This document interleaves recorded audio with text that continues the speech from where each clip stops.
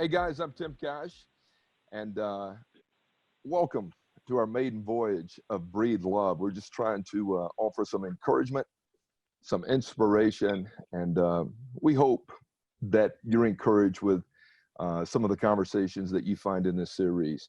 I'm joined today by my good friend Ernie Johnson, EJ, voice of TBS basketball, Paul Byrd, the legendary Paul Byrd, former MLB player, and John Smoltz, a renowned golfer. We'll leave you there, Johnny, as the golfer.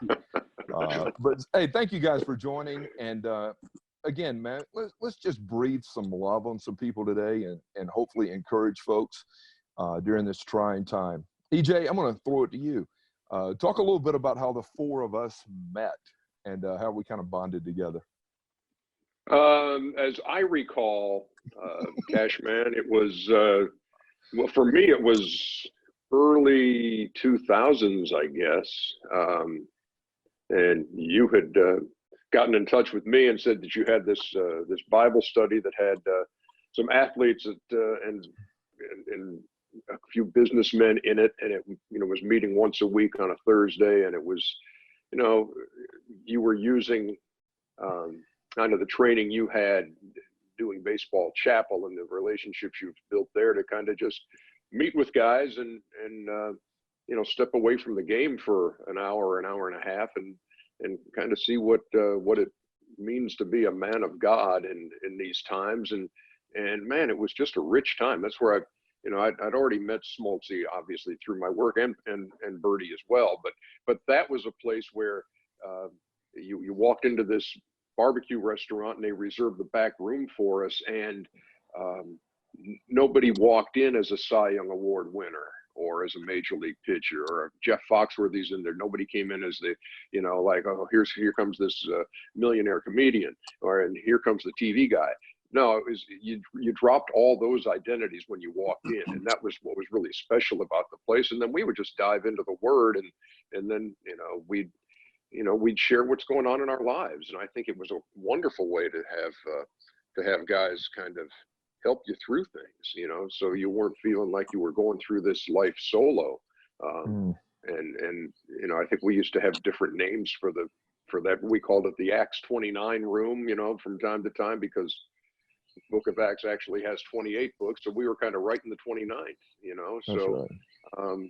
But it's been called the Brotherhood. It's been called a lot of things, but in essence, it was JR's. And so we'd sit in there and eat breakfast, and actually before we got down into real business, Foxworthy would trot out some of his new material. So we were kind of like able to be a sounding board for him. Y'all think this is funny?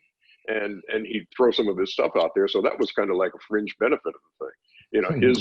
His humor along with Smoltz's, because Johnny writes a lot of Foxworthy stuff for him. Well, I appreciate you, Ernie, cleaning something up, because I've been looking for Acts 29 for a long time. I thought the pages have been ripped out of my Bible, so that helps. I love it.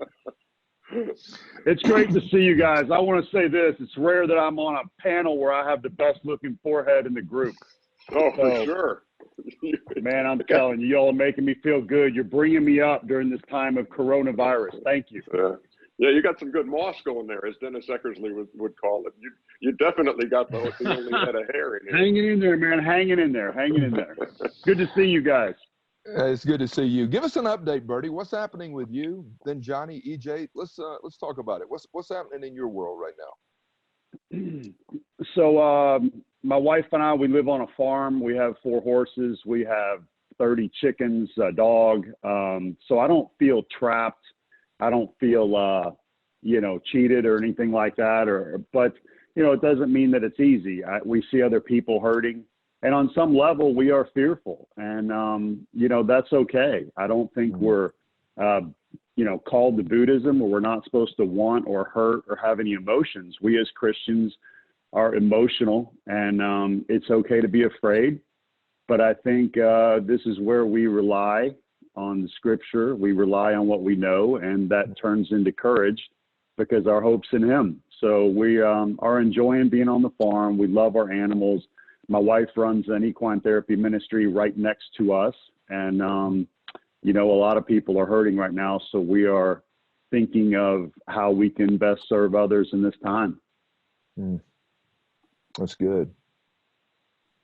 Yeah, for me, Cash Man, you know, we've been empty nesters for a while, been trying to sell this house for a while, and always been wanting to see what God was going to do with our house. And now we realize that it's filling back up again with kids coming back from college. So we're enjoying the time again here in a house that we've been preparing, you know, for what the future is going to be for us. And in a time where most people have been asked to stay at home, we're having really the time of our lives with the family reuniting from college kids that have been independent on their own, grandson. So it's interesting to see the conversations that we've had are so far more different than they were, let's say, a year or 2 years ago.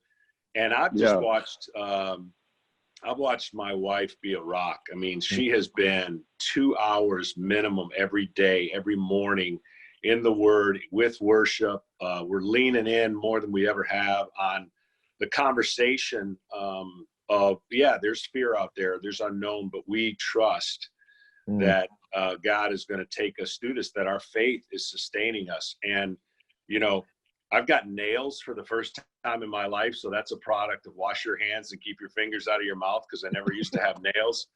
But more importantly, I've watched just this tremendous journey of faith that I knew Catherine always had, but has gone even deeper. And my kids have asked questions that maybe they wouldn't have asked before. So conversations have been pretty unique. We're playing a lot of games, which we're a family of games anyways, of competition and fun. And I'm sad to report I've been on a lot of losing end of that. I'm not happy about that. But we've grown during this time of uncertainty and really understanding that we're not going to spread any more fear. There might be fear out there, but we're not going to recreate it by what we hear. We're going to stand on what we know. And I think that's been a cool journey for our family. And we don't know where it's going to go or where the end is going to be, but we're going to walk each day and hopefully lean on prayer more than we ever have. And that, I think, has been a really good thing. That's solid. That's great stuff. Yeah, that's great stuff, Smoltz and Birdie both. And I think admitting too, Birdie, to me, that yeah, it gets scary. I mean, it does. I mean, we're humans. We're sitting here watching updates on the news, and we're saying, wow, look at these numbers, and look at the lack of like ventilators and that kind of thing. And so I think it's natural that we're, you know, there is concern there. And I've been trying as hard as I can. You know, some days are easier than others where I exercise, you know, this faith over fear. And to John's point, it's like, look, my whole mantra in my life is trust God, period. Okay, not trust God if, or I'll trust God when. And, you know, all that was born of, you know, cancer struggles years and years ago, where it was like, I'm not gonna ask God, why is this happening? I'm gonna rest in Him and know that we're going somewhere in the course of this whole coronavirus thing. You know, what are we learning? What are we being instructed? How are we reacting to it?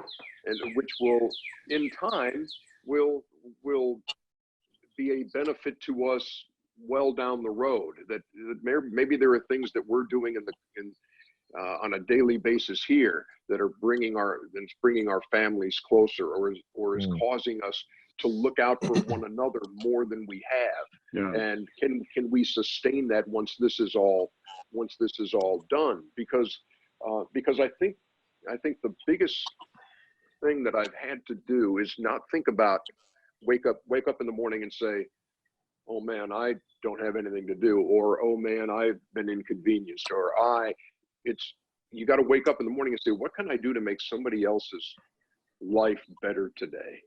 How am I going to help somebody else get through this? And I think, you know, Cheryl and I have been attempting to do that in various ways. I mean, she's this excellent seamstress. She makes, you know, clothes for the grandkids all the time. She's been sewing surgical masks. medical masks and delivering those over to the hospital in Brazelton.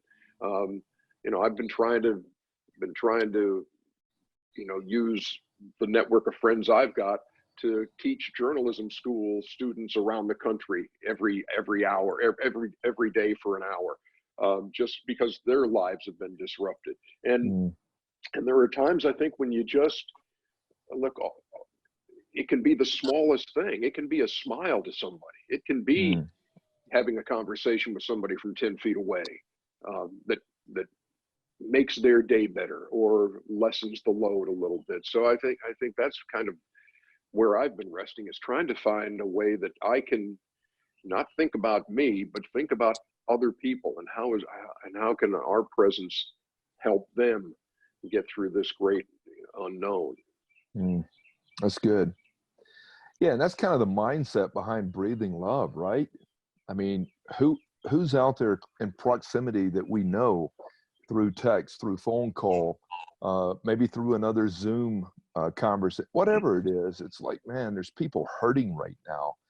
And for me personally, as we think about some of our own struggles and some of the adversity that we're facing right now ourselves, I was thinking, like, April 1st of 2019, just over a year ago, Barb and Hannah flew to Rochester, Minnesota.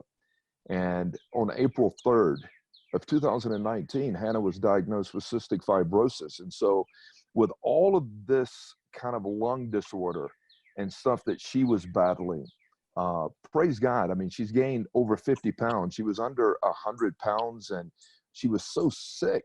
But, as I think about the adversity and pain and suffering, I started thinking this. I'm like, in God's timing, what about if it had been 2020?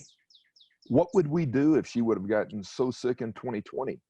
What would it have really looked like? Could we have gotten in any place? Because everything now is shifted toward taking care of Corona and COVID-19. And it's like, man, that would have been such a struggle. But there's families out there, and that's where my mind went. I'm like, there's families out there that their daughter or their son is looking for a place to go right now, and they can't even get the medical assistance or whatever.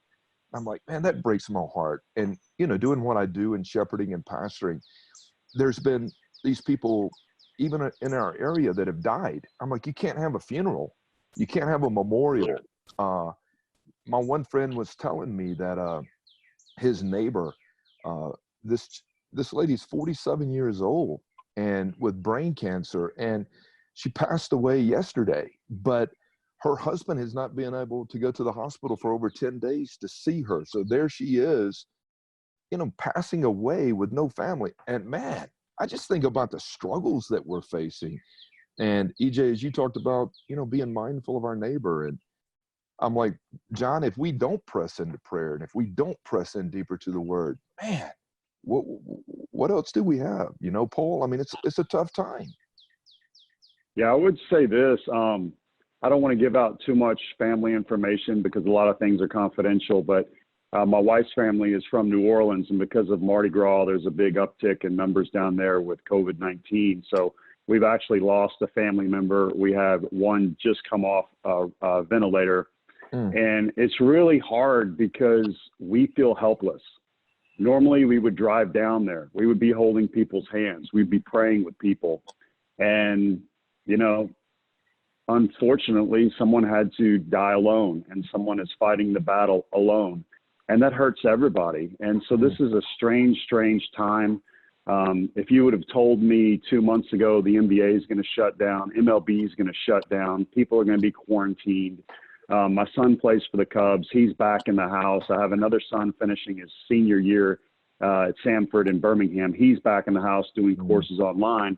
This is unparalleled in the history of the world during a time where everybody's so connected with social media and fear can ramp up. So this is we're all pitchers. At one point, we've all been pitchers on this broadcast, and this is bases loaded, nobody out. This is the sponge where you squeeze it and you see what's inside. And more so than ever, my faith is just so real. It is so important to what really matters. And lastly, I'll just say with what, John said, we have families walking down our dirt road, complete families that we never had anybody walk down our dirt road. And we have total families walking down our dirt road, smiling, taking pictures with the horses, as you said, John, playing games, spending time together. So there's this dichotomy of a really, really tough, difficult time. And yet when this is all over, and we hope that it'll be over sooner than later, it will have an end at some point. What are those things that we keep and remember that we don't want to lose when this comes back? And then what are the things that we're thankful for when it's over? And I know for our family, it will be the feeling of being able to be together and hold each other's hands and be with one another in times of trouble. Yeah, Birdie, that's good stuff. And I to echo that too, I think, when you're raising your kids, when they're growing up, and you're trying to teach them that, look, let's not worry about what you don't have. When they say, well, he's got don't worry about what you don't have. Appreciate what you do have and be grateful. And I think at the same time now, there's kind of this pull to say, oh, look what I can't do. Look at how now I can't go here, and now I can't see. Let's not focus on all the things we can't do now. Let's focus on the things that we can do and make the most of those. I mean, I'm sitting here. I've got you guys all know Michael, one of my 6 kids, and Michael's 31 now with muscular dystrophy, and he's been on a ventilator for the last 9 years, and he's in bed right now as we have this conversation. He's in bed. His overnight nurse is in there with him, and we're just trying with all we can to keep him healthy through this, and not have because he lives with lung infections all the time, so we're trying to keep anything at bay. In his case, and my mom's 91. She's living out there in Cumming, Georgia, and my sister and I trying to keep tabs on her and talking to her a lot, but that's a concern. So, yeah, we are in the middle of it in that way, and just realizing how frail they can be at certain, with existing conditions or with age and that kind of thing. And again, we're trusting God, period. I'm reminded of the easiest, cheapest question that people ask during these times is, where is God? If this was a loving God, why is this happening? And it's the easy go-to question that people don't really understand. God is still working. We don't know what he's working at, but it's no different between day 1 and day 3 of the resurrection. There's a day 2. I heard Pastor Louis talk about what God was doing in day 2.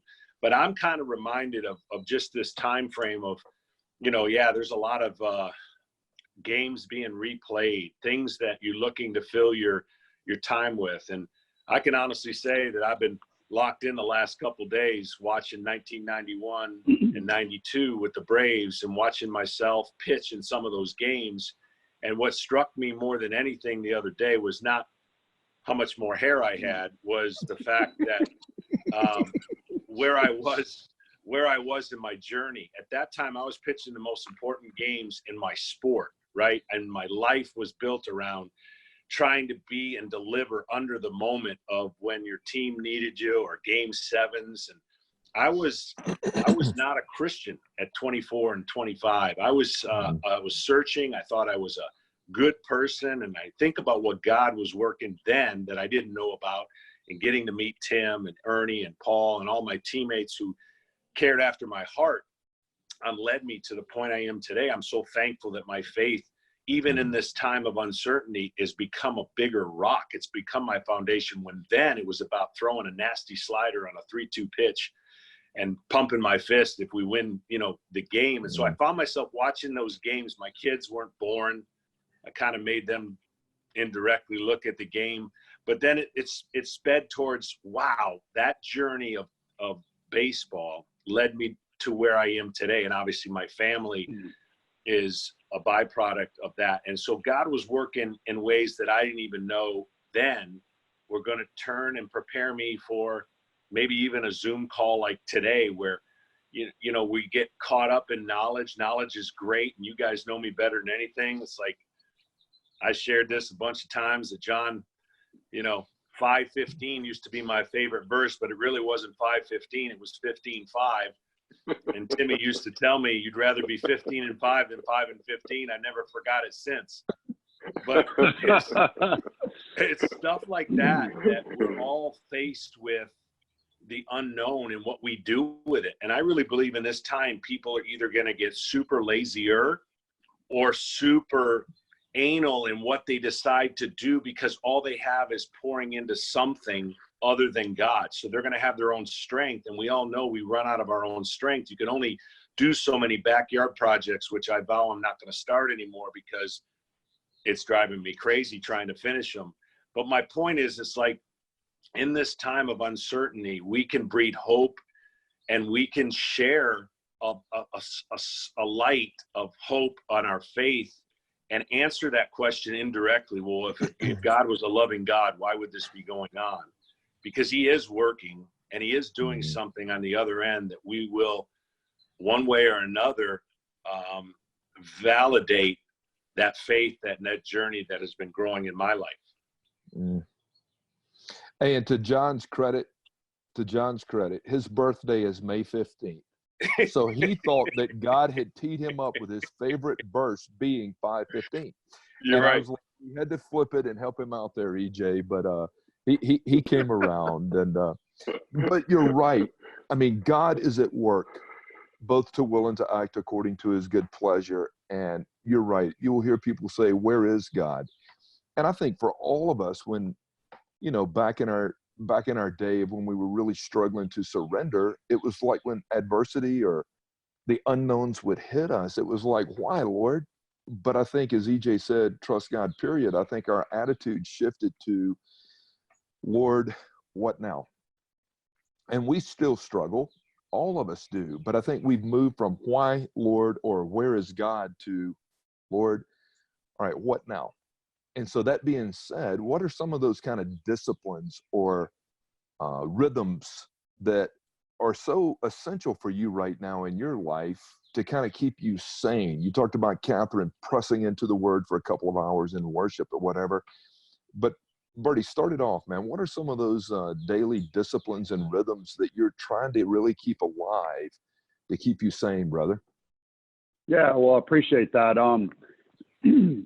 Ecclesiastes is one of my favorite books, and in the 7th chapter it says this, and I'm paraphrasing, but it just says, hey, when times are great, rejoice in the Lord and enjoy that time. But when times are tough, consider that he has made that time just as good as the other. And so I try to rest on things like that. I think when you memorize scripture, it goes off in your head throughout the day, whether I'm in the garden, whether I'm doing something else. I'm going to be honest with you guys. I fight against busyness. I was like what John said. I'm ready to do 100-yard projects and get outside and throw myself into busyness. As Eldridge said, John Eldridge, you know, we have counterfeit lovers in the world that are not necessarily bad things, and they pull against us. And he says, if you don't know what your counterfeit lovers are, just go sit in quietness for 5 minutes and they will call you. And he's absolutely right, because I have the counterfeit lover of being busyness, and it's really being busy, and it's really hard for me to sit still. So I have in here, this is my barn, and it's a little man cave on the property, and I try to force myself to come in here and get some quietness. And I don't have an agenda like, hey, I've got to read X amount of pages, I've got to memorize such and such scripture. I just come in here and I sit and I say, Lord, what do you have for me today? If I don't do that, then I fall into allowing all these other things outside to control me. My day is less fulfilling. I can get cranky. And, so one of my disciplines is forced quietness. And I'm going to be honest, it's really, really hard. Mm. Birdie, I think with and John and Timmy, the cabin fever that can kind of creep in when you look and you say, okay, we are supposed to stay at home. We're supposed to, you're looking at the same faces a lot, and it's very easy for those annoying things that we all have to get under the skin of those we love the most, and yeah, and I think we're trying to help, because we're all connected here by phones or by Zooms or that kind of thing, and so maybe my daughter is having a tough day. She's a teacher and has 2 kids at home, and maybe she's having a tough day and trying to struggle with something, and maybe when I try to help out by saying something, maybe it makes the situation worse. I mean, it's just one of those, it's a difficult kind of a deal, and I always, when I read through the book of James, and it's like, there's a lot of good advice in there about quelling disturbances and being slow to talk and eager to listen. And sometimes I think that's what folks need. They want to vent, and I want to be here to say, look, I'm listening to you.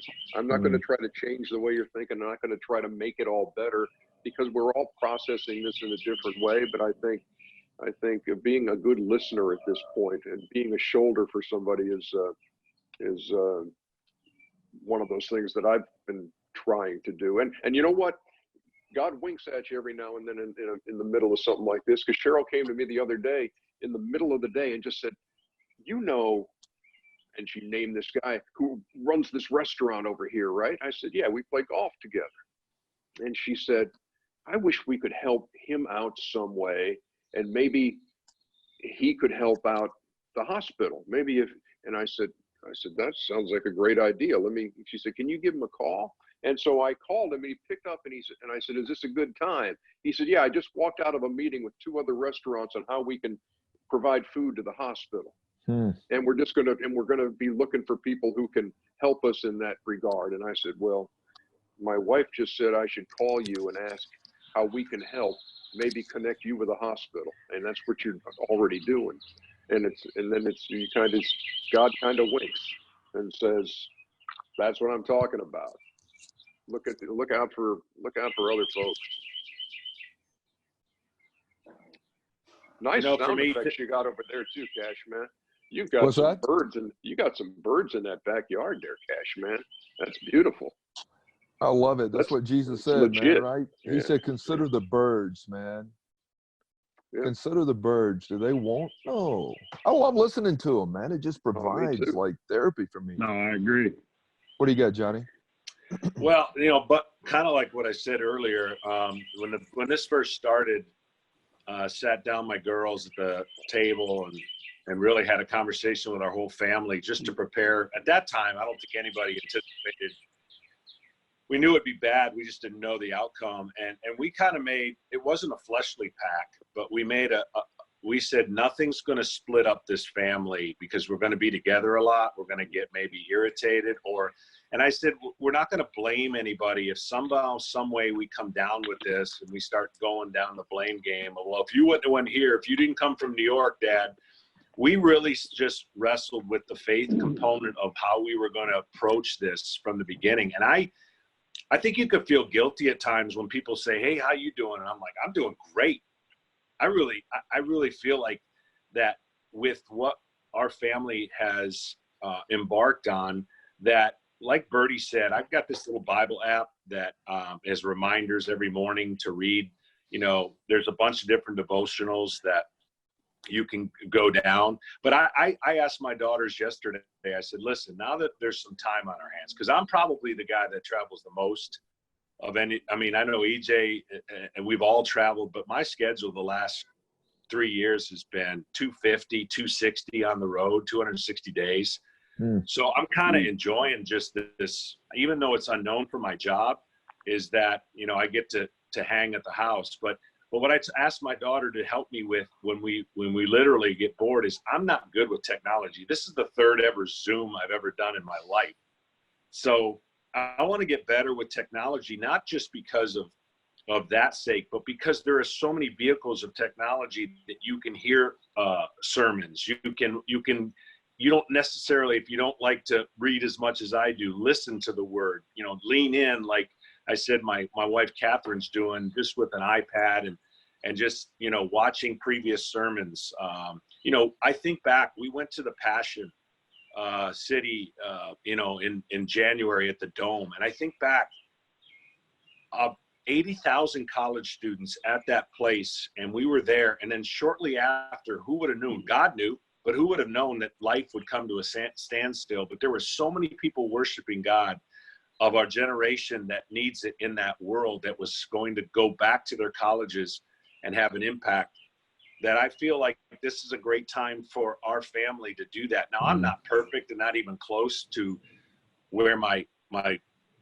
wife is in her time frame that she pours into, because I'm a lot like Birdie. I like to do something, but I have found myself balancing, I've got time, so I'll put it off, to not getting stir crazy to do something every second of the day. So it really has become a nice balance for me, that I want to make sure I continue to improve on those areas of technology and just diving in, because now we get everybody in our den on Sunday tomorrow to watch church online.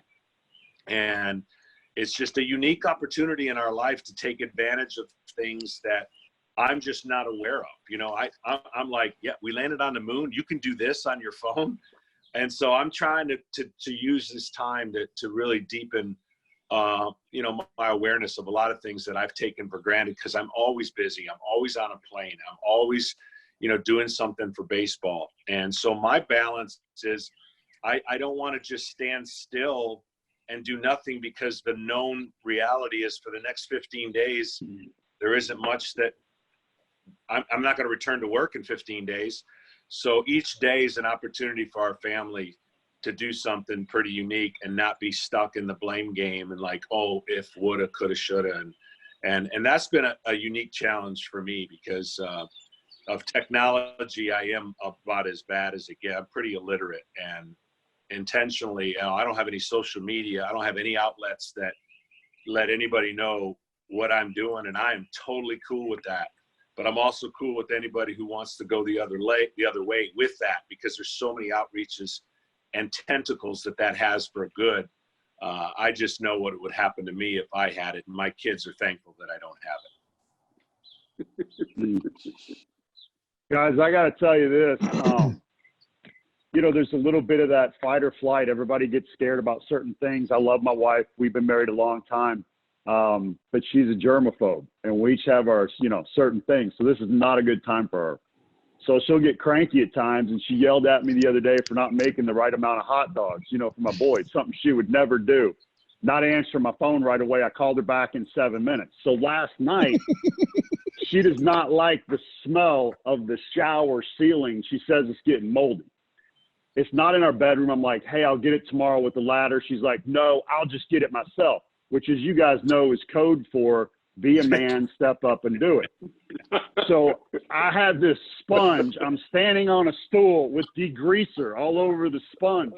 And I'm like this, and it's dripping in my eyes, and it's burning. And I say, babe, the greaser's in my eyes. This is not a time to go to the hospital. Let me do this tomorrow. She's like, I believe in you. You can do this. Stop trying to get out of it. And I'll go over, and I'm flushing my eyes out. They're bloodshot red. And I'm like, baby, I'm not making an excuse. Look at my eyes. And we just looked at each other, and we just started laughing. And, I'm going to clean that today properly with a ladder. I would just like to say, give each other grace and don't forget to laugh, because stuff like that is what, turns it all around. And we just look at each other and like, what are we doing? And so turn those moments that are, cranky to laughter. Give people grace. Understand this is an unprecedented time. I love the birds. Get a walk. Spend time with your family, as everybody's doing, and let's look at the silver lining in all this. Good word. Well, my daughter, Timmy, last night, I get what I deserve, but she asked me if I could crack her back. And I said, no problem. But what I didn't know is she had the dry noodles in her mouth, so that when I went to crack her back, she chomped on it, and it felt like all the bones broke in her back. And she started yelling and screaming that I had done something to her back. So yeah, I created that kind of jokester family. So that does. Yes, you have. It came back to you. That's all on you, man. Payback. That's all on you. It is. Hey, so guys, for the sake of time right now, thank y'all for hanging out. I got one other question for you. What does Easter mean to you? We're kind of pressing into that, you know. We'll celebrate Palm Sunday when Jesus rode into Jerusalem. But then as we kind of anticipate Easter personally, how would you define that? Like, what does Easter mean to you? Means hope to me.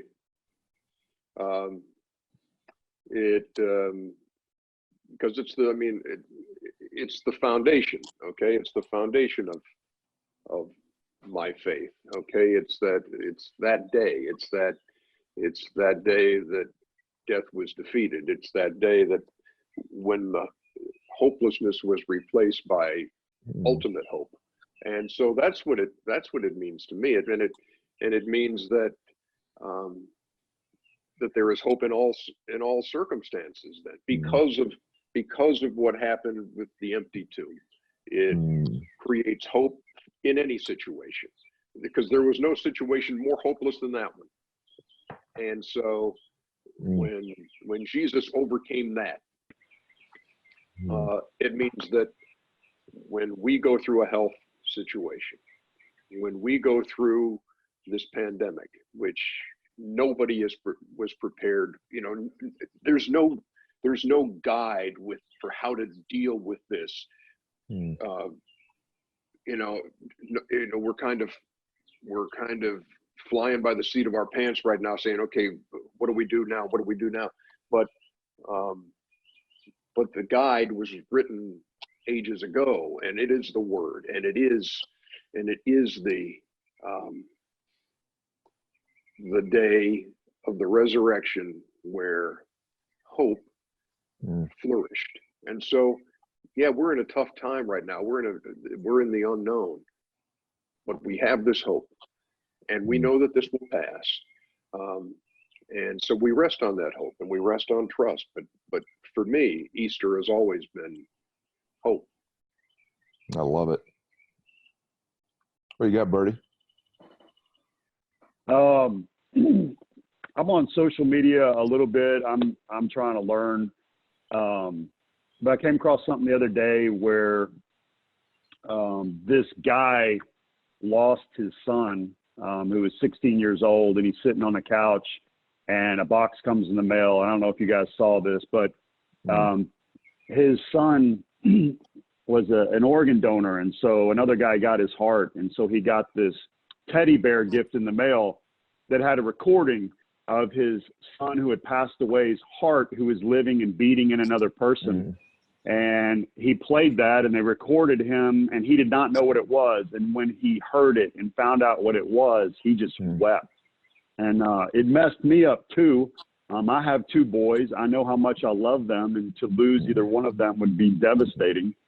But that was Easter for me. It was the gift of the Father allowing his son to die so that I could have life. And it messed me up. I'm not going to lie. I learned much more from story. I learned from EJ and his son, Michael, about a love of a father and a son. And when his son, Michael, would scream his name, Daddy, Daddy, when he got so excited, there's this richness of a father-son relationship. And so when I see things like that, I'm reminded of Easter and how, you know, God's allow his son to die for me so that I could live. A person that loves me that much is unfathomable to me, but I trust that he does. And then, as EJ says, trust God, period. Knowing that somebody loves me like that, I can trust him in the really, really tough times like now, and I lean on that. So Easter will have special meaning for me this year. I feel like we are in a forced Sabbath. That's kind of what a quarantine is.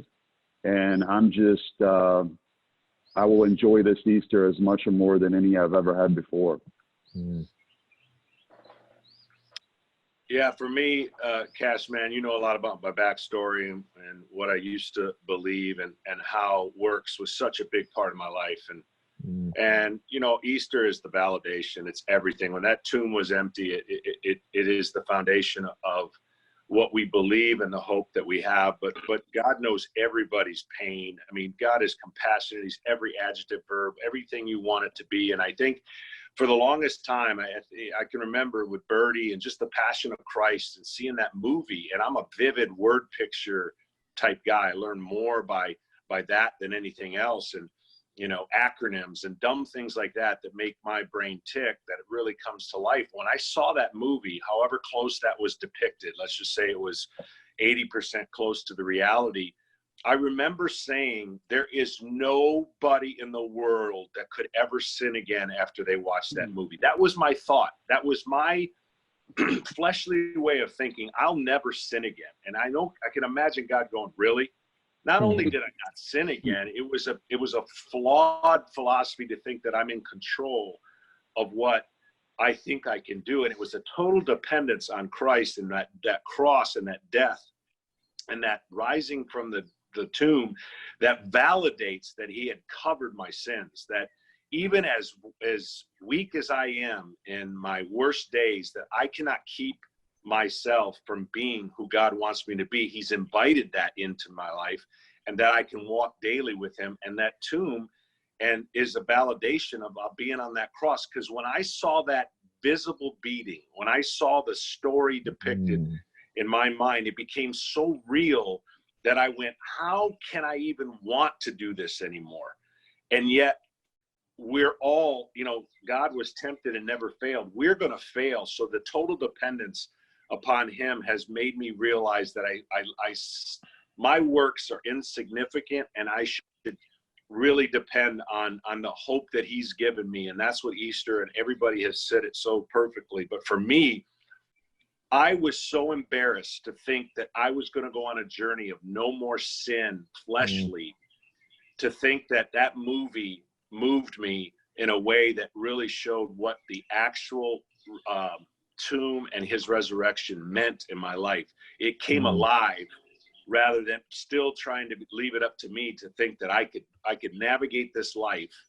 Because in essence, we athletes pretty much are control freaks, in the sense that we think we can control what we do. And when we realize in a time like today, or when you're on an airplane, you're not in control. And where is your faith, and where is ultimately your hope going to be when something gets taken from you? And that's where, you know, I have been. It's not a 24/7 perfect journey, but it's a reminder that I'm living in a time that I know in my soul, in my spirit, that I have been taken care of. That the unknown of the next 30 days to a person who loves to plan and know where he's going to do, what he's going to do, is not there anymore. And it just helps the total dependence that sometimes I just don't have on a daily basis to trust him. It's a good word. It's a real good word. You know, as I think about it, you know, it is the validation of our faith. I've heard it said that the resurrection is the hinge on which the door of Christianity swings, man. If there be no resurrection, the Apostle Paul said we have no hope. And tying in your word, EJ, I mean, as I think about it, I mean, Easter declares to me my past has been forgiven. Oh, what a relief. You know, that takes the weight off of all of us guys, man, to think that we're truly forgiven. The resurrection declares that I can have hope for today. And I think that's what people are starving for right now with all of the uncertainties going on. And, you know, Birdie, I love what you said about the heart. I mean, God has given us his heart to live inside of us through the Holy Spirit. And not only is our past forgiven and we can have hope for today, but our future is secure in Christ, man. I mean, that's comforting right there for me. And so, you know, I'm so encouraged with you guys. I mean, we've been walking together, EJ, as you said. I think it's been over 20 years. I think you probably dove in there in the late 90s. And Johnny, I mean, when we first hooked up back in the mid 90s, brother, and Birdie, I mean, we've been doing life for over 20 years together. And I'm so proud of you, man, on how you've continued to walk out the faith. How you really attempted to struggle well every day, not perfect, but you've struggled well. And, man, God created a really neat bond, not just with us, but with many other guys in the back of a barbecue restaurant, Ernie, that really changed our lives, man, forever. Oh, no doubt. I mean, I can think of so many of those Thursday mornings, and I know Birdie and John remember it too, where you just felt free and felt safe to unload the stuff that was really, really weighty, and you did it knowing that nobody was going to walk out of the barbecue joint and call their buddy and say, man, you should hear what Ernie Johnson's dealing with right now, you know. Yeah. And it was always just a place of incredible freedom and incredible grace and incredible love of men just saying, how can I help you through this? Or, and man, you couldn't put a value on that. It was it was one of those things where you would leave there, whether they had helped you through something or you had tried to help somebody else through something, knowing that, that we never would have been there had it not been for the journey that we've been on, which took us to the cross, which took us to a life in Jesus, you know, and saying, you know, if I didn't have that, I would think I have to get through this all by myself. And that was Ernie, never the case. Ernie, I also got to say, you know, that room was filled with so many incredible athletes, and you were probably one of the best ones that nobody really knew about. And if it weren't for our Bible study, you wouldn't have a hole in your hamstring right now. You sacrificed everything you had. That's what Johnny, I'm saying. The Bible Bowl, you went down. Yeah. Why is it that every time we get together, it always ends with my torn hamstring on your football field? Because I feel bad. I feel bad that I begged you for years to play in our game. I begged you. And you know, I'm a as a quarterback, I have plays that nobody in the world has. Like my mind goes places. And all I can remember is I was so excited. You had stretched for an hour and a half, it seemed like. You were the stretching was unbelievable. And I'm like, this guy is so prepared. He's just everything he does is prepared. So we're driving. It's the first drive, and we're on the 10-yard line on my field in the backyard.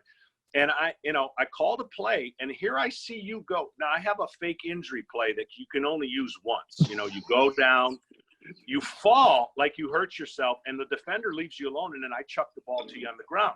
So as I'm backpedaling, I'm looking at the field, and I'm looking at the play, and I see like somebody shoot you in the leg, and you fall. I'm like, what is he doing? That's not the play I called.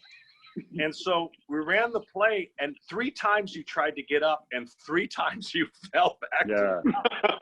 And I just, in front of everybody, don't be piling on now, Birdie. Don't be. No, I wanted to say something positive. I'm really glad that your leg was stuck at a 90-degree angle, because I knew you had to go sit at TBS and broadcast. And when they carried you off the field, it was stuck. And I thought, this is going to be perfect.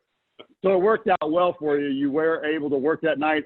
I heard that you were sweating profusely throughout the broadcast due to pain. But I love that you can broadcast without being 100%, you know? And you know what? The other thing about that story is, after they carried me off and I was in a seated position, and so they put me in the car, and I said, you know what? I'm going to drive down to the studio, and I'm sure that by the time I drive down there, this thing will have settled down. And as soon as I parked on the curb right outside the studio entrance and opened my car door and got out and fell for the fourth time. I'm laying on the ground. I'm laying on the ground in the parking lot, and security guys saying, "Are you okay?" And they come outside with one of my office chairs and wheel me into the studio in an office chair. And then eventually I had to go to the hospital and have them tell me how bad it was and wrap it up. But thank you for bringing that up. I apologize. So Smoltz, I'm sure the way you're spinning this is to say that Ernie is evidence that God raises people. Absolutely. Yeah. That's absolutely a segue. Yes. And look at him. It didn't cause one problem in how great he is. It's just it was an official retirement of his athletic career, and I wanted everyone to know we appreciate how great of an athlete Ernie Johnson is. Yeah. That's the way you want to go out, you know? Yeah. Hey, I want to say this. At JR's, I was always a little upset.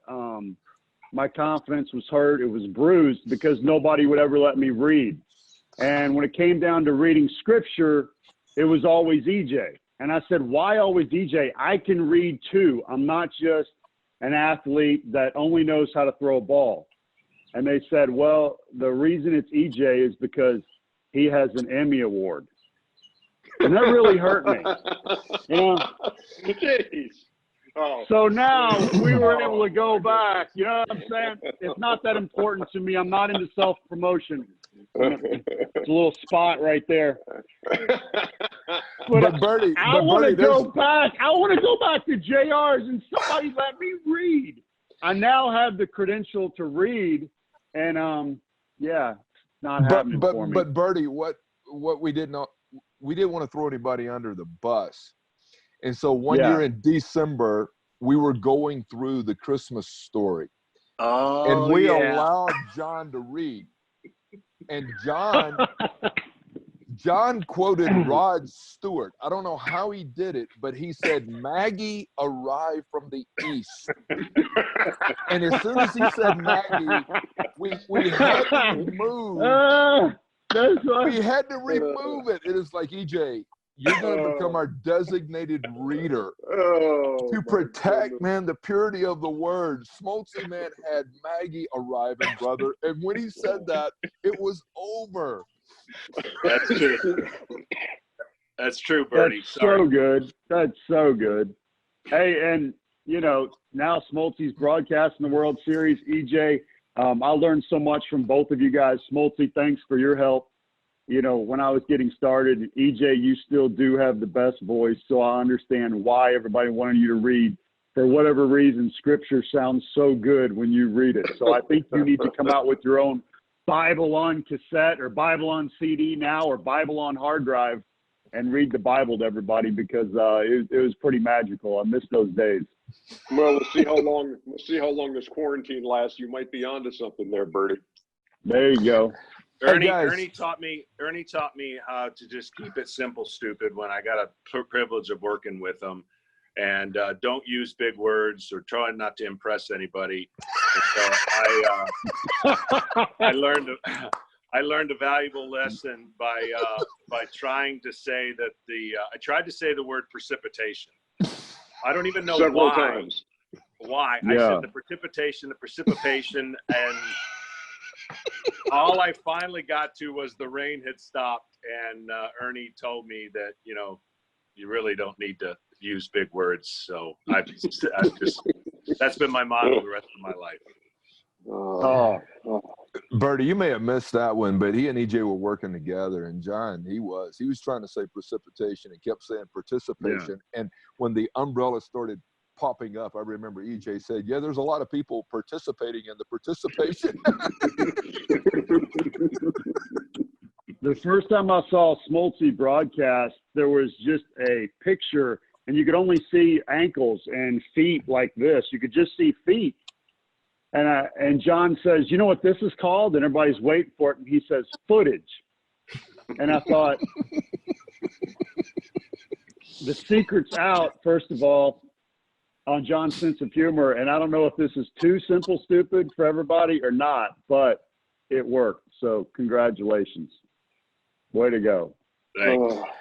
Hey guys, maybe we can do this again according to how long we're quarantined, but it might be good, man, to get back together. I really have enjoyed this fellowship and just the diversity of personalities as we all lean into the same thing, man, our faith in Christ. So thank you all so much for hanging out this morning. Thank you, Pleasure Hey, there, great time. Jimmy. Hey, Smoltzy, have you, Yeah. you know what Cheryl Ann and I ordered the other day, and it came in the game thing? Backgammon. Have you Oh, played backgammon? I was seventh We grade used- champion. How did I know that would be your answer? But we used to play it a lot and then hadn't played it. And backgammon is also, I highly recommend it. Highly Yeah. recommend it. It's a It's great just sharp. game. You got to, yeah. I was, Hey, were Byrd, you really hey, the Birdie. seventh grade champion? 7th and 8th grade, back-to-back years. Oh, Hey, Birdie. Hey, Yes. Birdie. I'm going to end you with this because we heard the birds in the background with Cashman. Do you know why crows never get hit by cars? oh, this is horrible. I do not know. I do not. Well, they Right always on. have buddies up in the tree going, car, car, car. I told you, that's horrible. Hey, Smoltzy, if you my were going day to just end got it, better. Smoltzy, if you were going to end it with a joke, you know the one that you should have, the one that you should have used. Yeah, so the one I would use, I think you've heard it. You guys have all heard it, but there was there's not much traffic going on right now, and people are asked to stay at home. So before this happened, I was trying to get down to the airport, and there was this, basically a backup like there is. Traffic's bad, and I finally got out of the car, and nobody was moving. I went up to the police officer. I said, "Is there any chance we're going to be moving anytime soon?" And the police officer said, "Well, no, there's a problem. We had a head-on collision, and we can't move any of the carcasses until we get an eyewitness report." And I said, "You're talking about those two turtles in the middle of the road?" He said, "Yeah, they had a head-on collision. We got to get right down the report before we can move the carcasses." I said, "If you ask anybody if they saw it," and he goes, "I looked around, I didn't see anybody." He said, "Well, there's a snail sitting on the side of the road. How about asking the snail?" And so he says, "It can't hurt." And he goes over to the snail and he says, "Mr. Snail, did you happen to see this accident? Because we need to write this." And he said, "I did, officer." He says, "Great. Could you tell us what happened?" He goes, "I would, but everything happened so fast."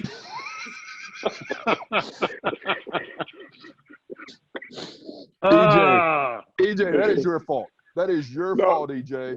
But that wasn't even the one. It was a different. No, the other one. No.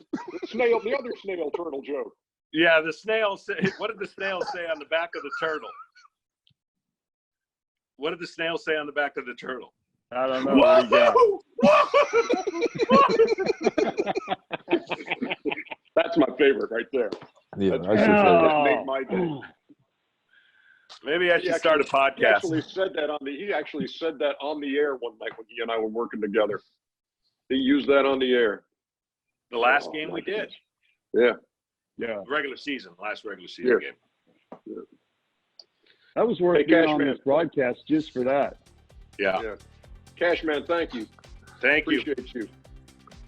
Love you guys. Thank y'all so much for hanging out, man. Good job. Yeah. Let's do it again.